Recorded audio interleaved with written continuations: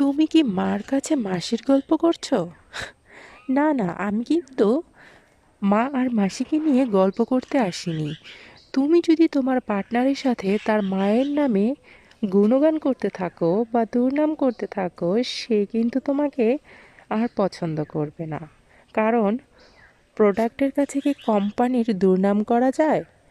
তুমি যদি তোমার শাশুড়ির ছেলের কাছে তার নামে দুর্নাম করো ডে 1, ডে 2, ডে 3, একদিন কিন্তু তুমি পচে যাবে। তোমাকে কিন্তু তোমার হাজবেন্ড আর পছন্দ করবে না।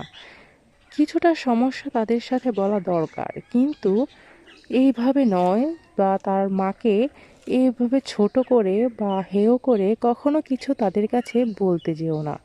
যতই হোক, সে তার জন্মদাত্রী মা।